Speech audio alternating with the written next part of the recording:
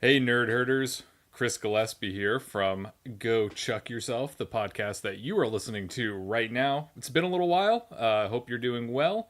I just wanted to set up a little bit of context for the episode that you're about to hear. So, the following episode is Erin and I talking about season one of Chuck as a whole, as well as some of the bonus features that are included on the season one DVD set of Chuck. So it's been a little while since we wrapped up season one, both of Chuck and subsequently our season one of Go Chuck Yourself. So there is a little bit of a question of why are we releasing this episode right now? Well, the original intention was that we would put this episode out shortly after we wrapped up season one of Chuck. That was when we recorded this episode. There were some complications. The holidays came up. Erin and I both got separately sick, nothing threatening, just colds, and we were unable to record. So it took us a little while to record this episode. And then after we had produced it, we kind of came to the consensus that it would make more sense to put this episode out when we knew when season two was going to come out, which we've also been producing and recording.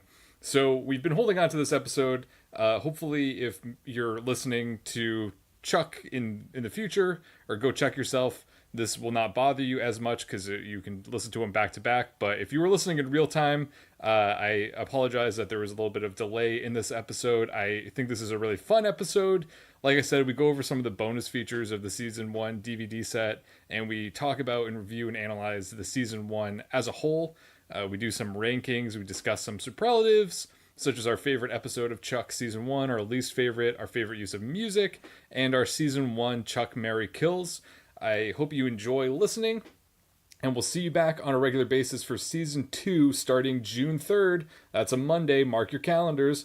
As always, you can send us an email at gochuckyourselfpodcast@gmail.com. Follow us on Twitter at GoChuckPodcast. Check us out on Apple Podcasts and Spotify.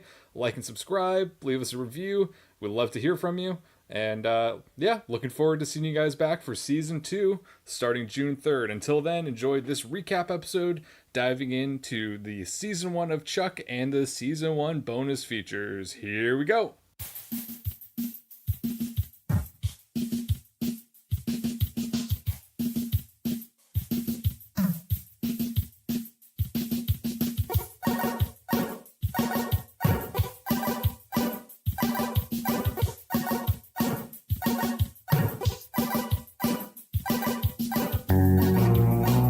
What's going on? Go Chuck Yourself fanatics. Welcome back. New year, new show. Not really, it's the same show. It's a new year, but here we are. We're back. My name is Chris Gillespie. My name is Erin. And we are here to talk about none other than Chuck. Welcome. It is 2019 now. We haven't done an episode in a little while. We're going to be talking about the entirety of season one of Chuck in this particular episode. We're going to be giving our thoughts and recaps because in the last episode, it was Chuck versus the Marlin. It was the season finale. We didn't really kind of get a chance to talk about season one as a whole. So we wanted to do this episode to kind of just recap and put a nice little bow on season one and get ready for season two. Originally, this episode was supposed to be recorded a while ago. The plan was that we were going to get together over the holidays and record it in person as a special treat for us, but that did not happen because Erin got very sick, so we did not get together over the holidays. And then we were trying to record the episode last week, and then I got very sick, so I couldn't record. So this episode was just trying not to happen, but here we are, we're doing it, and we're going to record it right now. Over the holidays, because you're back in Los Angeles, I'm back in New York, you were in a situation where you did not have a lot of power. And I typically wouldn't, it's not That is Chuck a very related, good transition. but it's just so, you can just explain it. I think it's just worth mentioning. So I went home to Massachusetts for the Christmas holiday. I spent a lovely 3 weeks with my family, and I was so relaxed, and I was so ready to return with my new relaxation, my new New Year's resolutions, and just return to Los Angeles and really really just live that relaxed California lifestyle. So I boarded my plane. There was a little bit of delay getting off the ground at Logan Airport, but nothing I couldn't handle. There was apparently a paperwork issue, which apparently somehow affects planes. Maybe paper airplanes have maybe there's some sense there. I don't know what that, but there was a paperwork issue. Eventually we got off the ground. We were cruising. We were up in the sky. We were cruising towards Los Angeles. Life was good. I was watching Teen Titans Go to the Movies. Decent movie, pretty fine. And then suddenly there was a acrid smell, one might say. That is what actually the pilot said. We had to make an emergency landing because there was some type of smell in the cabin. So we landed in Buffalo, New York, which is where everyone really wants to be at 9:30 p.m. on a Saturday night. The airport was closed, so there was no food, which I was very upset about because I had been planning to eat on the plane. And we were just there for 7 hours, I would say. Then we got back on a new plane and were sent back to Logan Airport, where we were told that our new plane would leave in 12 hours. So I left. I left, and I'm still in Massachusetts. I'm not in California anymore. I just succumbed to that fate. So you were stuck in Buffalo for 7 hours. Yes. And then you went back to Boston, and then you were stuck in Boston for 12 hours, or did you go back home? I went back home. My parents picked me up. I was able to go back to their house. I watched the Golden Globes, and I got a flight with a totally different airline the next day. Okay. Yeah. So I did lie to you. I'm sorry. I'm not still in Massachusetts. I did eventually make it back to Los Angeles. Mm-hmm. And it was fun. I watched Ocean's 8. I finished Teen Titans Go to the Movies. I started Killing Eve, which is a really good show. Just lived life. And I will say that the airline that will not be named that I had a lot of issues with, they did offer some nice perks after they lost my luggage, after they everything they put us through. They did make up for it. So even though I'm not saying their name, if you Google bad flights over Christmas, you will probably find an article about it, and you will know that I am not talking bad about them. They did okay, but just not on that one flight. They did not do okay on that one flight. I think you're because when you explained the story to me previously, and then you shared an article that was written about it, a news piece. This flight was so bad that it garnished a report about it. Yes, it did. I think you're really underselling it, because I really think that you kind of went through like a mini humanitarian crisis, and you're kind of making it seem like you were just like hanging out, but there was no food, there was no water. They wouldn't really let you leave the airport. We were not allowed to use the airport. There were several babies on the flight. There were 4 cats on the flight. I think there were 2 dogs. I felt the worst for the animals because they were not allowed, like they were in cages or being held, and we weren't really allowed to exit the airport because we would not have been allowed to come back in. So, in the article that you may or may not be able to find, they mentioned that one of the cat owners had to take their cat into the airport chapel and lay newspapers on the ground so that the cat could go to the bathroom. I don't know if this was the cat named Sports, but there was a cat named Sports, which is just a fun fact. Do most airports have chapels? I think they do, because people gotta pray before they get on a plane. Especially for a flight like that. Yeah. So you don't have a flight like that. I know. I should have prayed. I should have gone to the airport chapel. Well, when you told me that you were boarding your flight to LA the first time, and I texted you and I said, I hope you have a safe, good flight.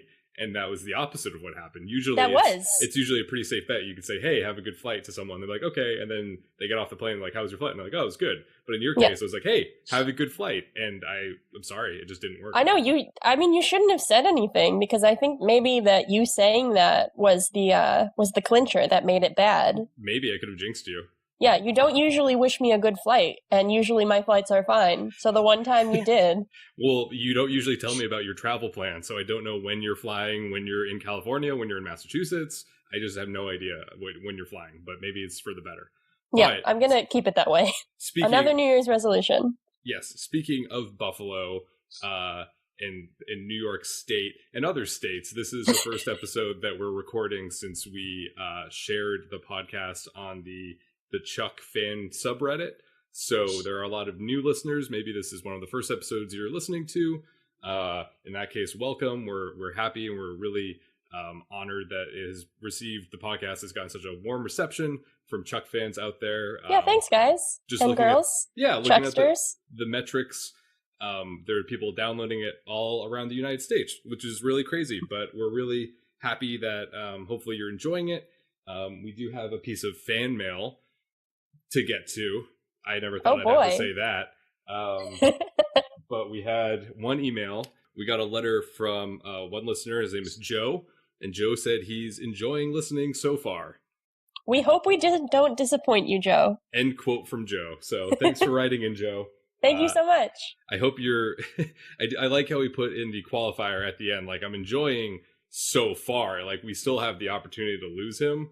Yeah. I might not enjoy it. But for the moment when he was typing to us, he was enjoying it. So, and it was great. It was one of the highlights of my life. I believe that Chris said he was going to get that email tattooed upon his back.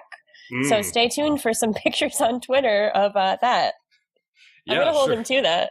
I mean, I was considering framing it. I don't know if I would get a tattoo on my back, but okay. Well, that's not what you said. You bring it up. Did I say I'll get a tattoo on my back? I think you did. All right, I'll get it tattooed on my back. Hold on one second. Let me put the microphone down. That's my tattoo gun sound. Is that what tattoos sound like? I don't know. So we got the letter from Joe. I also got a verbal fan letter from Catherine's father. Big fan of the show. If you've listened to other episodes, you know that there's some back and forth with Catherine's father's relationship, my girlfriend's father's relationship to the show.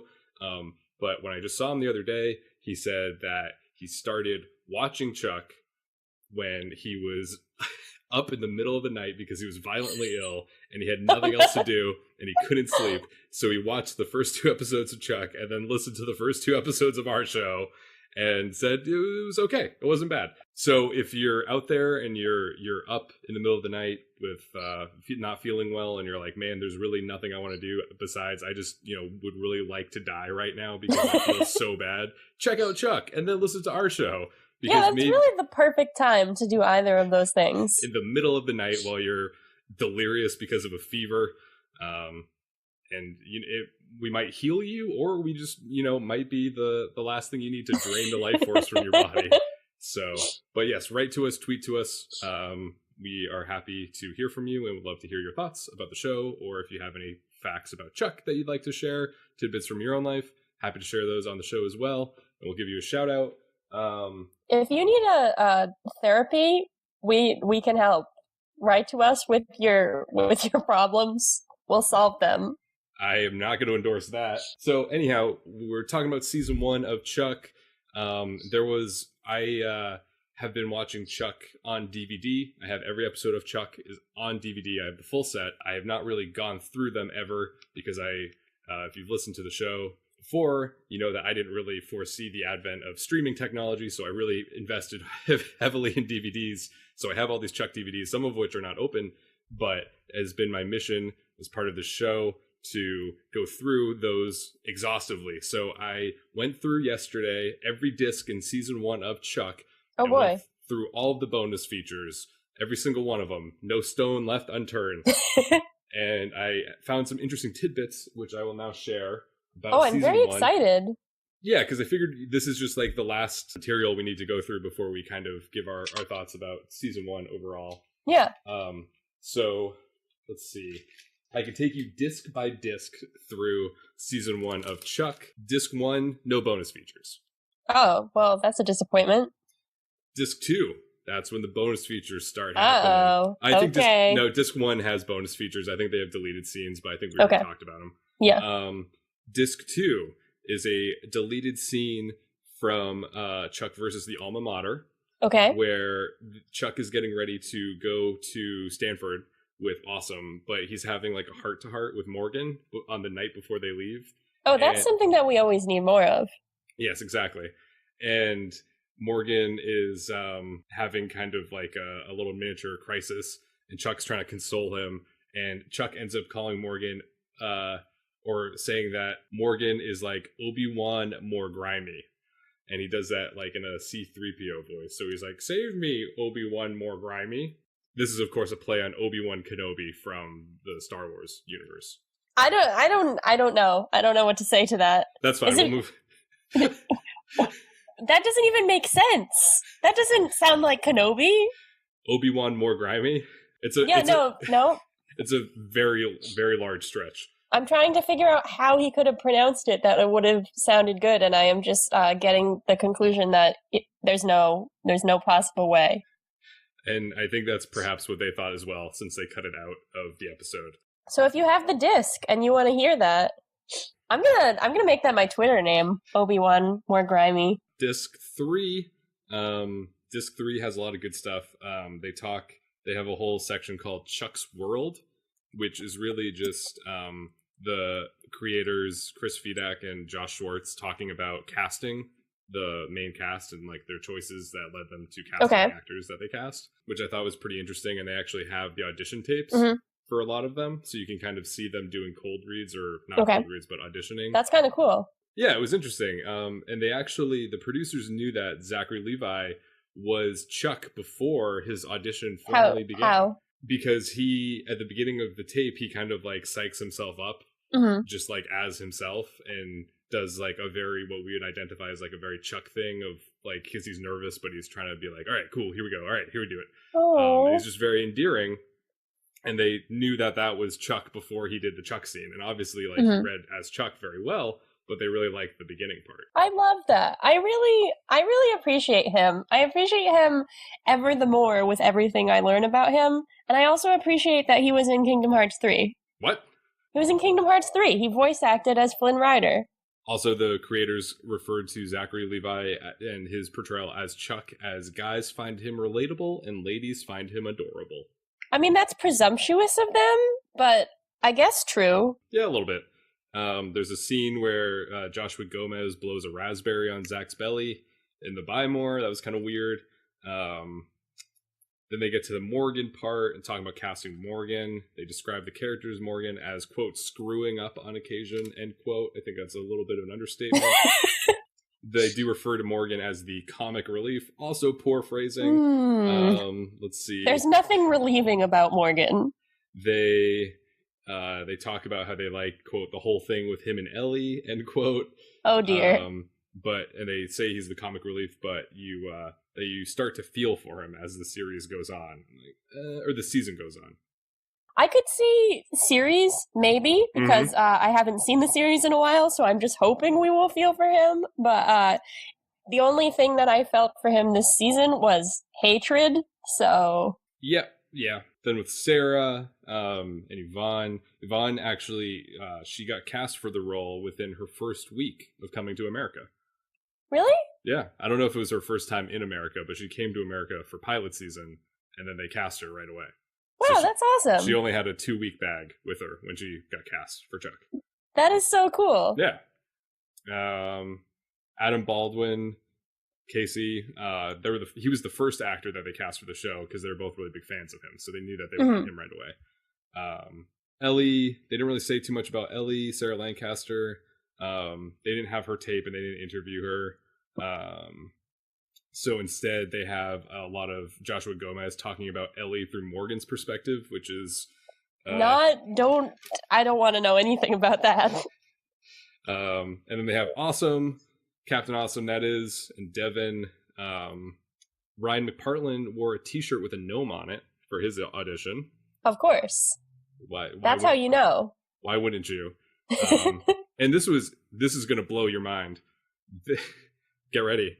I'm ready. Initially, they were thinking, when they were first writing the season and developing it, that they were going to reveal Captain Awesome to be a Russian spy in season 1. Oh, no way. Absolutely not. Yeah. No, But absolutely not. He is amazing. He is awesome, and he needs to just be as he is. right. So then that's what they realized while they were doing season one, that everyone was liking Ryan McPartlin and Captain Awesome. So they decided not to do that and just keep Well, him as thank like God. a good character. I know. Is that crazy? Oh, so that means that they were probably thinking that they were going to do, they're going to reveal Captain Awesome as a Russian spy, and then Morgan and Ellie get together. That was probably like an Oh initial draft God, yeah, you're in an right. alternate universe. Oh, that sucks. I'm Um, so glad that didn't happen. okay. So then disc 4 of season 1 of Chuck, they have Chuck versus the Giggles, which is a blooper reel. Oh, okay, all right. I thought that was going to be something much creepier, but that's okay. So in Chuck versus the Giggles, there's I don't know, just like a lot of like what you'd think for bloopers. There's a lot of dancing. There's funny faces. People forgetting Is the their dancing lines. better than it is in the Christmas episode? Yes, yeah. I think people are more like they're actually dancing and just kind of having fun opposed to whatever they're doing in the Christmas episode. Some standouts from the bloopers. I thought this was Casey at first, but I'm realizing that it could have been any of them. But there's a take where they're in a van doing a stakeout, Sarah, Casey, and Chuck. Mm-hmm. And Casey pushes Chuck back into the van, and then someone farts very loudly. Like like accidentally? I'm not sure. It's not really clear if it's accidental or if it's on purpose or what That's the deal like is. my nightmare. That's why I never wanted to be an actor. They just farted. Yeah, solely for that reason. I feel like it was Casey. Yeah. During the Halloween episode, one of the Halloween decorations, one of the pirate skeletons in the background starts laughing during a take.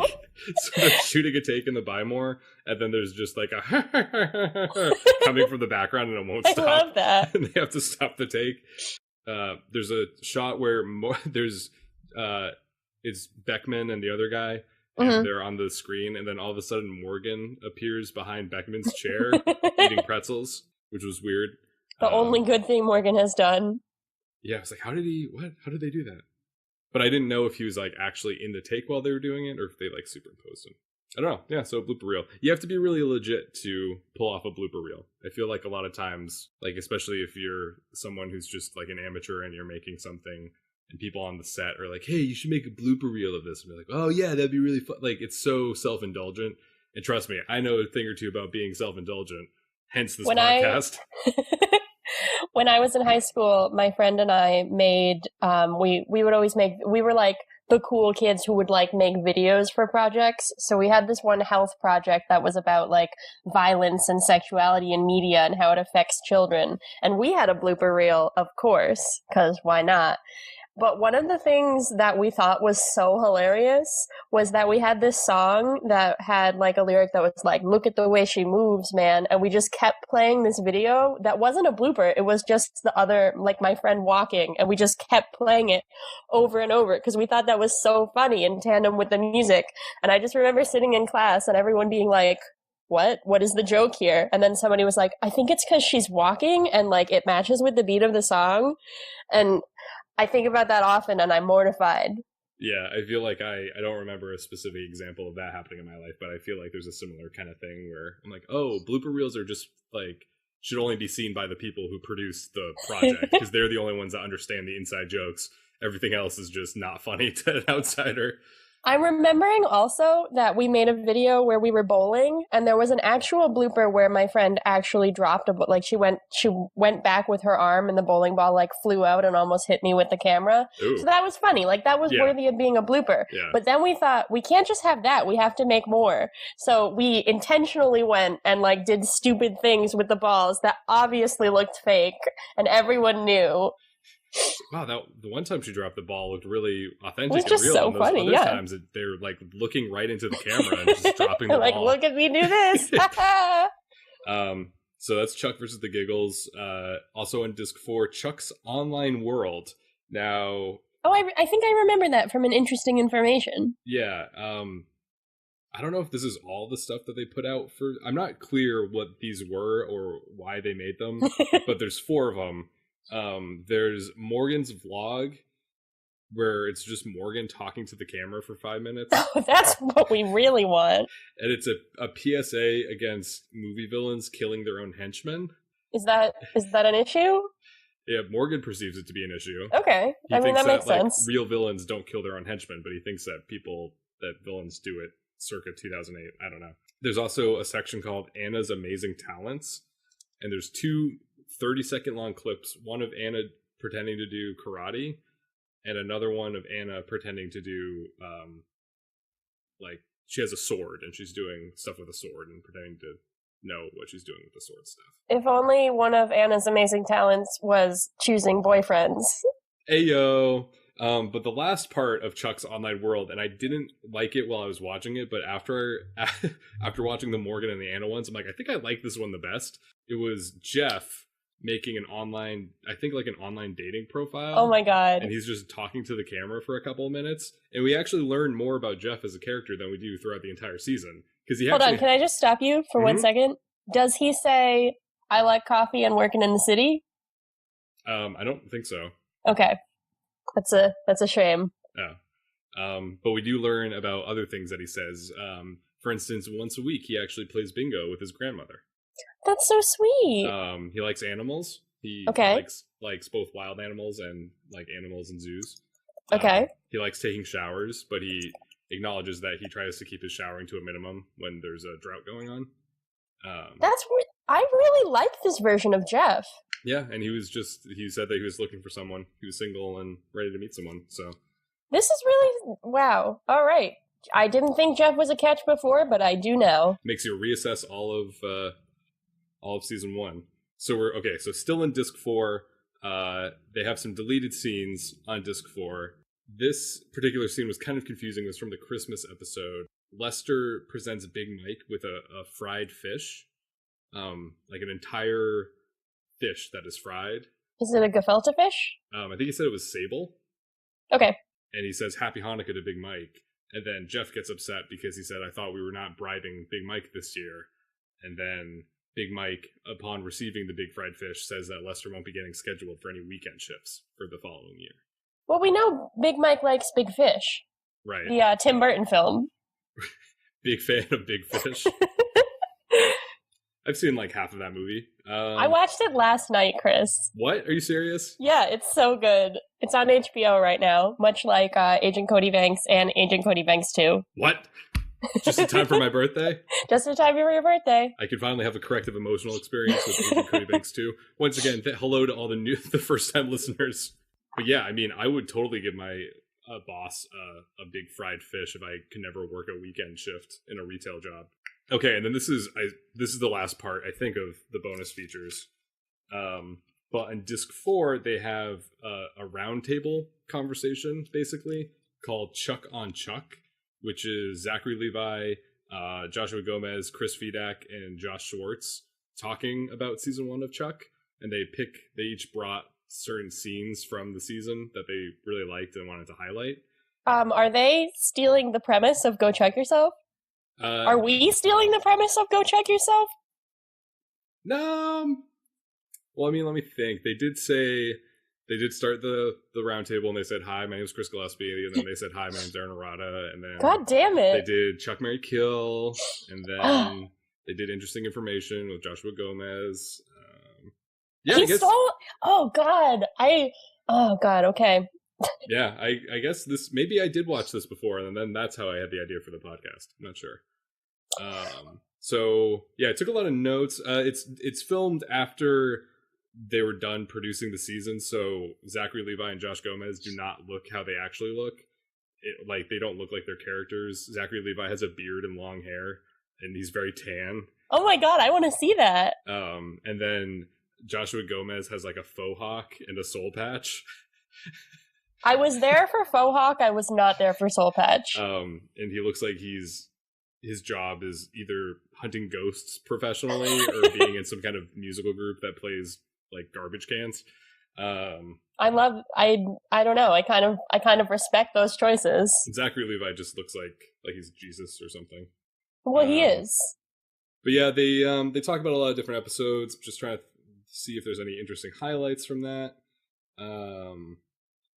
Okay, the date scene from episode 1 they talked a lot about. Mm-hmm. I don't know if you knew this. I don't know if we've really talked about this at all. But there was originally another lady character in Chuck during the development. Not Lou. Okay. Tell me more. From the very beginning, there's another woman. I didn't write it's down not her name. Jill? It's not Jill. Okay. Well, who is it? Tell me the deets. She was a neighbor who lived in their apartment complex. Okay. And there was also supposed to be like a love connection going on between her and Zach, so there'd be a love triangle, or Chuck. So there'd be a love triangle between the neighbor, Chuck, and Sarah. But they decided that was way too many love plot lines going on through the show, so they got rid of her completely.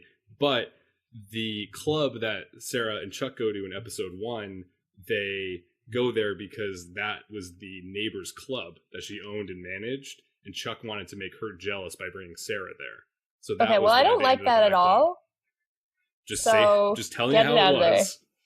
Oh, they actually in Chuck versus the Undercover Lover, when Chuck and Casey are tied together in chairs and they're having that fight scene in the hotel room. Yeah. I guess they filmed it in an actual hotel, or at least an actual balcony, because they did dangle Zachary Levi off of an actual balcony. Amazing. Shooting that. And he was saying that he felt very safe because he trusted all the stunt people and they had like all the protective stuff going on. But I thought it was just filmed in a studio, but apparently it was that's very nice of him to appreciate the stunt people. Yeah. They're the more proof that he's Jesus. The real unsung heroes. I don't know how I'd record this podcast without our stunt people. I don't know. Yeah. Thanks, stunt folks. You know, some people have their stunt doubles doing their podcasts, but I would never do that. I'm like the Tom Cruise of the podcast game. That's what I'm going to get tattooed on my back. Tom Cruise of podcasts. Before in Chuck versus the Imported Hard Salami, before Chuck and Sarah's big kiss, they had that night's set was catered by someone that makes Philly cheesesteaks. So Philly cheesesteaks were for dinner that night, and Zachary Levi just chowed down on a Philly cheesesteak before kissing Yvonne for the kiss scene. Oh, God. But he said that he was eating a lot of Altoids, too. But he just was like, chowing down on cheesesteak before kissing her. I've never had a cheesesteak. Are they good? Yeah. Would they be something that if you were kissing someone, you would want them to have eaten? Like, would it be a nice experience? Probably not, because they usually come with like a lot of onions and peppers and mushrooms and cheese and all that kind of stuff. So, okay. I feel like this is actually like the most, not to say that the other interesting informations have not been interesting, but I'm like really killing it right now. Great. Let's talk about Harry Tang. Okay, let's do it. Let's talk Tang. Talking Tang. So apparently we had a few different of our own theories for why he got cut out of the show, like mid-season. Well, you had some of your theories. I just thought it was silly. Okay, fine. So I had theories, but the truth is that Harry Tang quit Chuck, the actor that played Harry Tang, quit Chuck to go be on Dexter halfway through the season. So they had to write him out. Wow, that's interesting. Mm-hmm. Yeah, he wanted to do Dexter instead of Chuck. I mean, Dexter and Chuck kind of have some similarities.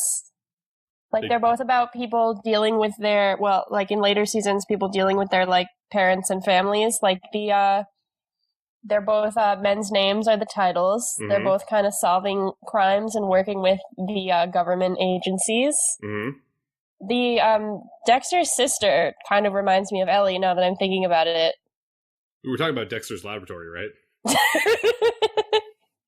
Yeah, Edie. Is that her name? Edie? Dee Dee and Ellie. Same. Yep, there you go. So we also talked about episode 2. We didn't really like episode 2 of Chuck, right? Chuck versus the helicopter. Yeah, we were kind of lukewarm about it.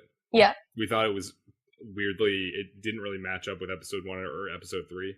Yeah, do you have some explanations of that? I do. So that was the first episode, because they filmed the pilot and then they stopped because they had to wait for the pilot to get picked up or approved. Yes. So when they went back for episode 2, they intentionally wanted to make it more action, like conventional action showy. That makes sense. That's why they did all the explosions and like the helicopter stuff. They wanted to go really over the top action, and then they realized that they didn't really want it to be that all the time, so they scaled it back for episode 3. And that's really interesting. Yeah. So that's kind of how I felt like episode 2 didn't really fit in, because they were still like figuring stuff out.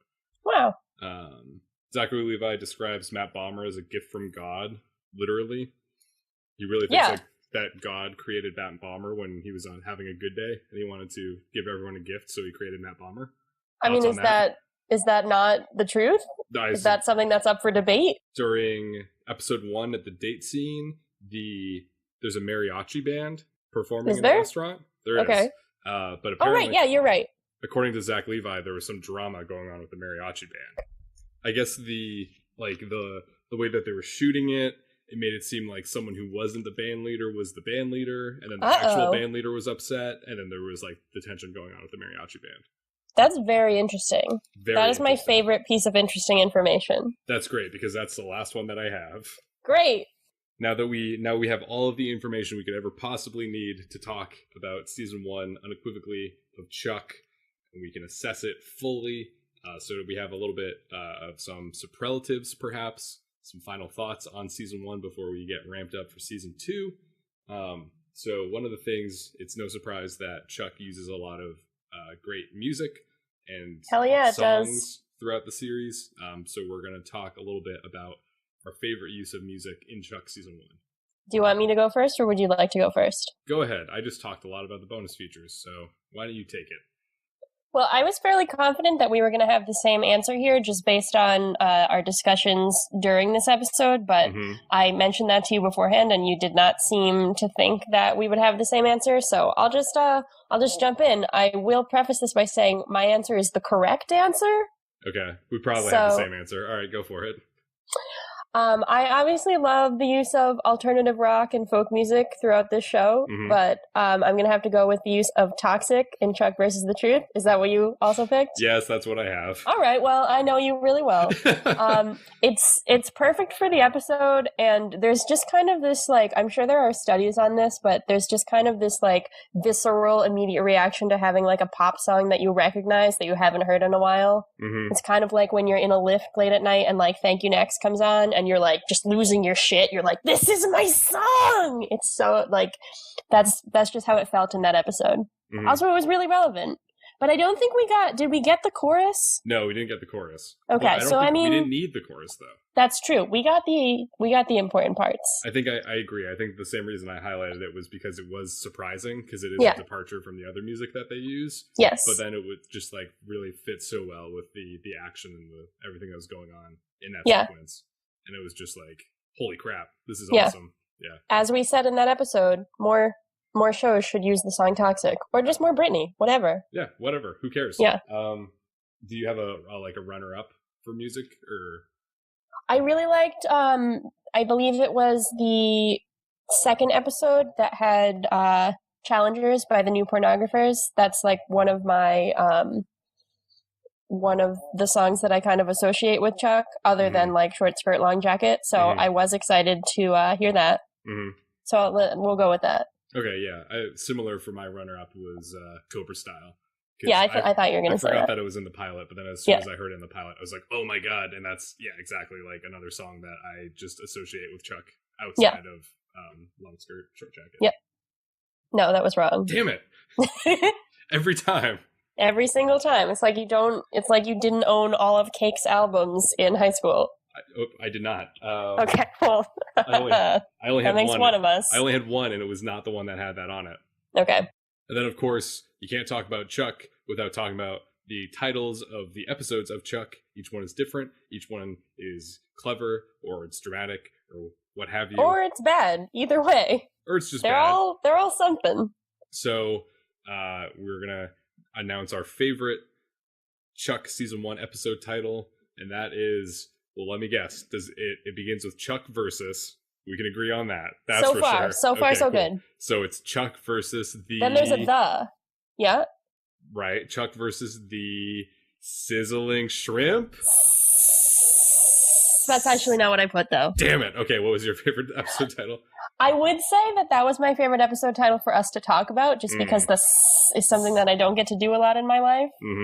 But I'm just going to go with Imported Hard Salami, because that's so clunky and weird, but it's just great. It's not just imported, it's not just hard, it's imported and hard. And that's what I like in a man. I don't know. That episode title really is just the gift that keeps on giving. It just keeps on giving us innuendos and just uncomfortable things to say. So, yeah. I wake up in the night thinking about it. Do you realize that you're doing it? Do you know that you do this to yourself or no? No. Sometimes. Beyond the episode titles, obviously the plots themselves in the actual episodes. Let's talk about favorite episodes of season 1 of Chuck. What was your favorite episode of Chuck season 1? So I really like Chuck versus the Truth. Okay. Yeah, I really liked the dynamic with Lou in that episode. I didn't love it as much in the Imported Hard Salami, but I really liked the questions it brought up for Chuck's future. I thought it was a really good Chuck and Ellie episode, and I got really fuzzy feelings when Sarah lied about the truth serum. So I'm gonna go with that. I think that is maybe one of the episodes I had the most fun watching. Yeah. And I really enjoyed talking about it. So all around, good time. Okay, cool. That's a deep What about cut. you? I didn't really expect that. Oh, what did you expect? I don't know. Okay. I don't know. All right. My favorite episode of Chuck was Chuck versus the Tango. Okay. I felt like that was beyond the pilot, and then besides the hiccup that was episode 2, I feel like episode 3, Chuck versus the Tango, was kind of like where I was able to connect with the show. I was able to see what I saw 10 years ago in Chuck in that episode, and I was like, oh, this is a show that really is affecting to me. So I really liked episode 3. I thought it was good action-wise, and it was good drama-wise. It was good Chuck and Sarah relationship stuff going on. Yeah, Chuck versus the Tango is my I'd agree with that. Yeah. Okay. It's fun to talk about, too. Yeah. How about your least favorite episode of season 1? My least favorite episode, I would probably say Chuck versus the Crown Vic. Yeah. It was one of my least favorite episodes for Morgan, and that's really saying something. I thought a lot of the dynamics, especially with Anna and her parents, were just really weird and uncomfortable. I also really hated when Chuck was being all pissy about Sarah doing her job. I thought the destruction of Casey's car is weak, and I thought a lot of the mechanics of the episode just didn't quite make sense, like the Intersect 2.0 at the end. I didn't really get what was going on with that, why Chuck's flash wasn't correct earlier in the episode, how that weird missile thing works, and how it just like shot between Chuck's legs, how the GPS with the car works. I think there were a lot of holes in that episode, I guess you would say, and I didn't enjoy it as much as some of the other ones. Yeah, that's valid. That's good. What about that's you? Definitely a bottom one. I picked Chuck versus the Alma Mater as my least favorite, just because watching that, I had the hardest time getting into it, and it just was.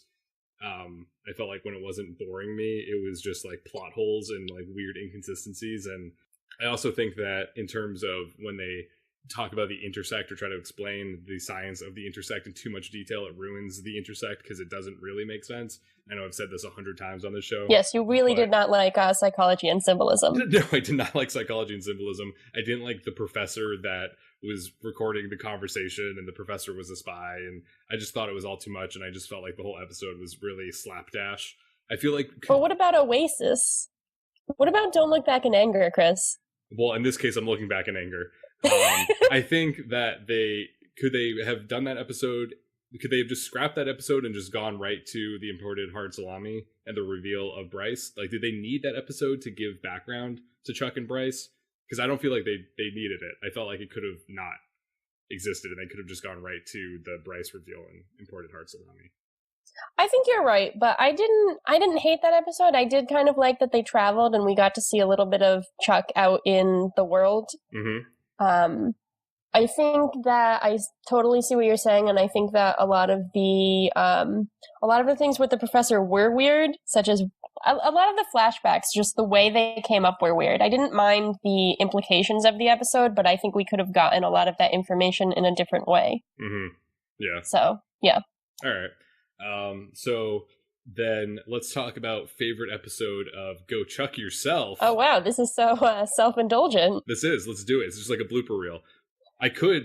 Don't test me, because I could put a blooper reel out of this show, and I have way too much material for that, and I would never do that because it would be such a waste of time for everyone involved. It would not be interesting to anyone. It would not be. So I won't do that, but we will do this. What was your favorite episode of this so far? So I'm going to steal yours. Chuck versus the Tango was my favorite episode to record. I'm not sure our listeners would agree, but for me personally, this was the first episode where I felt like not a huge idiot. I'm not feeling that way right now, so who knows? But I'm very partial to you shouting the names of 90s child sitcom actors, so I'm just going to have to go with that. All right, well, I'll give you one right here. Frankie Muniz! Woohoo! Woo! Made my day. My favorite Go Chuck Yourself episode to record was Chuck versus the Wookiee. Okay. Because it was a home episode for me. Because it was in your apartment. It was in my apartment. I get to wear my pajamas for it. But also, it was different. It was nice getting to start the day with Chuck. It was also the only time we've watched an episode together. Yeah, that's true. So I think I like it. Was that. Very stressful for me recording that episode because I do not like taking notes in front of others because I like to pause the episode and take a lot of time doing it. But I'm glad you enjoyed yourself. I enjoyed it. I had a nice time. I was in my pajamas. You were fully dressed. I was in my Sunday best. I mean, I'm usually fully dressed when we're recording, just so everyone knows. I am too. All right. If we have to announce that now, thanks for setting that standard. And then, what was your least favorite episode? I think that is entirely too negative of a question, and I will not be answering it. Lame. But I am still mourning the loss of my great love Larry in Chuck versus the Undercover Lover. I think what you did to me was very, very cruel. So if I have to say, I will say that one. Okay, fair enough. Sad memories. I was going to say my least favorite episode was Chuck versus the Sandworm, because it was the first time that we were recording not in person, and it was difficult and it was sad because I was like, oh, Erin's just on my screen right now and not in person, so that was not. That's really sweet. So yeah, that's so sweet. Yeah, that's right. Wow. I took a negative and turned it into a nice thing. So you're welcome. Great. So with all of that behind us, I think it's time for one last season 1 ultimate Chuck, Marry, Kill. Chuck, Marry, Kill. Chuck, Marry, Kill. We should have a theme song for this. We should. We'll do that in season 2. Great. So Chuck, Cobra Marry, style. Kill. Well, I can't get the rights to that. One part of season 1 that we'd like to marry, one part of season 1 that we'd like to kill. How would you like to do this? Let's do good news, bad news rules and do the kill first. Okay. So, surprising absolutely no one, I'm going to definitively say that I would kill most of Morgan's plot lines this season. I think all of the character growth, which if you cannot hear them, I am putting quotes around this, that the show tries to show him doing could have been done in a better, less gross way. I'm eager to see if the show reckons with him in future seasons, although based on my memories of them, I'm pretty sure it does not, so that's going to be a bummer. But we're not there yet, so I won't worry about it. Some honorable mentions are Morgan and Anna, just all of it, and also Morgan teaching the young men of America to film innocent and unaware female shoppers' bodies. But the scene I'm going to say I want to kill the most is Morgan eating Ellie's sweet potatoes. The more I look back on that scene, the more it feels like one of the fever dreams I had the week we were originally supposed to record this episode. And I just truly wish it could remain there and not be something that aired on television or that I witnessed with my own eyes. So there you go. Okay. Killed. Interesting. KO. I had this thought a couple of weeks ago, and it's just like not a counter argument, but just a question. Do you think, because we spend so much time talking about how the Morgan stuff we do not care for and we think it's unequivocally bad, but do you think that is, obviously it's kind of silly to some extent because this is a fictional show, these are people that do not exist, they're just characters and whatever is happening is not real, but so holding them accountable for that kind of thing is just silly because it's fake. But do you think that TV and movies or books, I guess any kind of form of entertainment, is there a responsibility of them to do what would be considered the morally right thing? Like, should this kind of thing that they are depicting, should they not do it because it's morally wrong in the real world? Like, can they do those things? Are they entitled? Can they deviate in that way because it is fake? I think that shows can definitely have characters who behave badly. Mm-hmm. but I think that there is kind of a responsibility on the shows to reckon with the things that their characters do. Mm-hmm. In Morgan's case, he is, like, as they say, he is intended as comic relief. He is intended as the main character's best friend who we care about.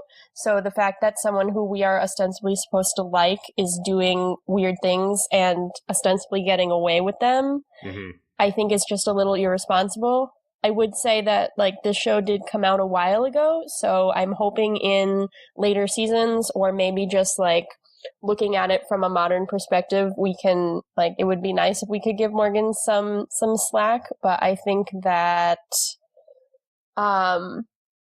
just based on how things went this season, if they were intending us to have kind of a resolution with Morgan and think, oh, he's behaving badly, but he's acting this way because of whatever reasons, I didn't feel like we had enough.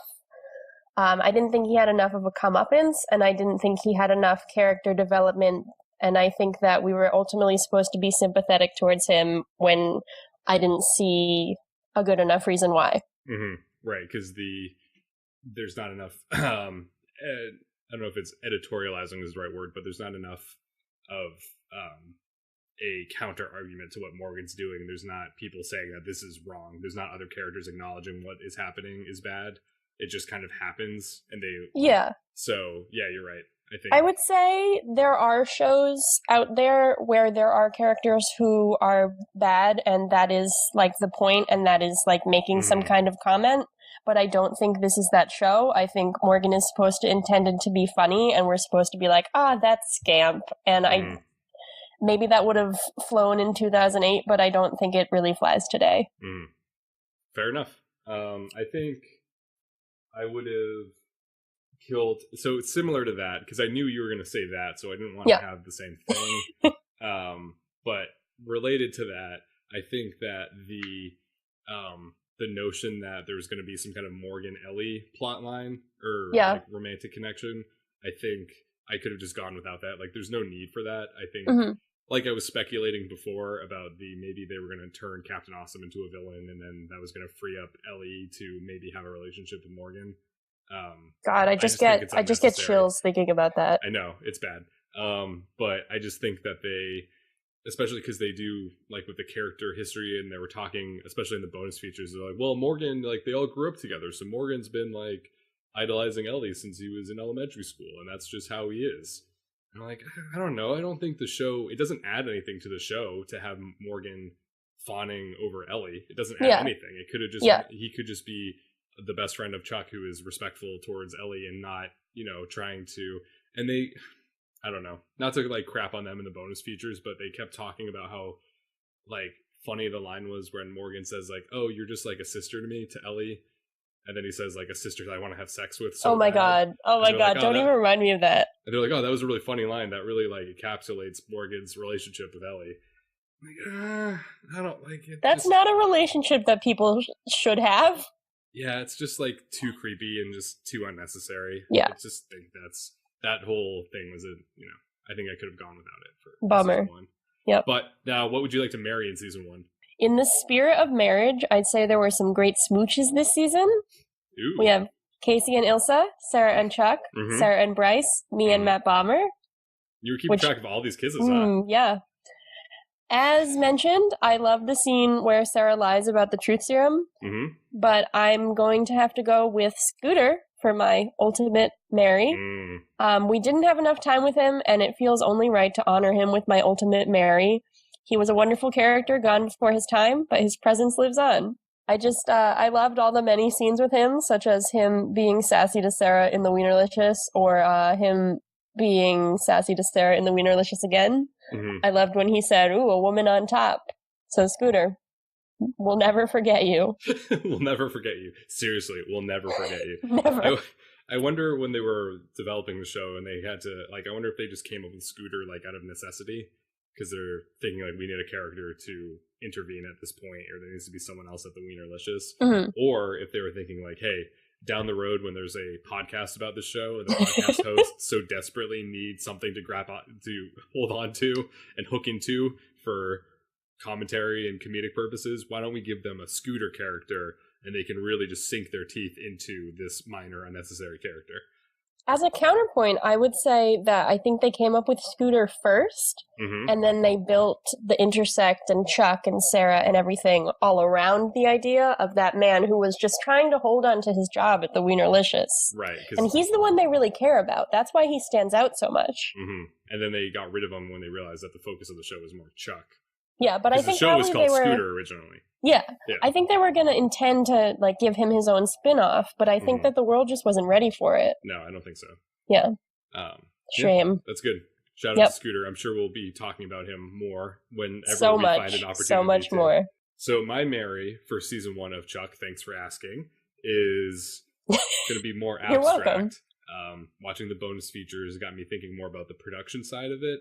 And rather than the narrative side. So I think that my Mary is the chemistry that the ensemble has, because I think these are all really good actors, and I think they did a really good job casting everyone, and I think they all have this natural chemistry that really lays the foundation for the show and makes it enjoyable. Because I think if you had weaker casting choices or the chemistry was not there in certain relationships or dynamics, I don't think the show would be as strong or enjoyable as it is now. But I think there is a really genuine chemistry solid between everyone, and I think that's what makes the show. I think that's my opinion. I agree. I think that I think that I enjoyed seeing all of the relationships develop because the actors had such good chemistry together, and I am excited to see where they go next. And as we always say, it's enough to keep watching. So the show did what it set out to do. And keep watching we will as we gear up for season 2, which will be coming out shortly. We're going to do all of season 2, and season 2 is twice the length of season 1, so that means that season 2 of Go Chuck Yourself is going to be twice as long as season 1 of Go Chuck Yourself. Our plan is to make shorter episodes, so it's easier to get through for everyone involved. So it's easier for us to produce, but also easier for you to listen, hopefully. And that way, season 2 will not go by. Hopefully, it won't feel as long, or it won't feel like a drag, because we'll try to make everything quicker and faster. And maybe we'll have more sound effects, or maybe we'll have ching ching ching. Like that was a sound effect. Yep. Or I don't know what we're gonna do, but my main goal for season 2 is that Joe will keep on listening. That's the dream, Joe. If you're listening to this episode, hope you're still enjoying it so far. I hope maybe we're still in the so far period, like you're still like, all right, I'll give it a shot. But yeah, thanks, Joe, for listening. Thanks, Joe. Season 2, we're looking forward to it. I'm looking to watching all the bonus features has really got me amped up for more Chuck. I think I'm ready. Yeah, I texted Chris the other day saying that I really missed having Chuck in my life. I saw Zachary Levi on Mrs. Maisel. It was nice to see a familiar, friendly face, other than all of the characters that I had been seeing in Mrs. Maisel for 2 seasons. I also, when I was seeing Aquaman, I saw a trailer for Shazam, and it was really nice. Well, maybe season 2 will have a special Shazam episode. I'm thinking that's probably going to be coming on. Maybe a Shazam episode where we talk about the movie, and then a Shazam episode where we just play with the app for 40 minutes. That sounds great. What happens? Hey, listeners out there, go play an episode of Go Chuck Yourself for Shazam and see what happens. What song comes up? Does it come up with Go Chuck Yourself? I don't know. That would be really exciting. We are on Spotify now. Check us out on Spotify if that is your preferred platform. All right, well, I think I really feel like we have wrapped up season 1. I feel like I've made my peace with season 1. There's nothing else that I ever want to say or think about season 1. I am ready for season 2. And on that note, my name is Chris Gillespie, telling you that food is sexy. My name is Erin, telling you that anything is possible. That's right, and we'll see you soon for season 2 of Go Chuck Yourself. Woo! All right, bye. Bye.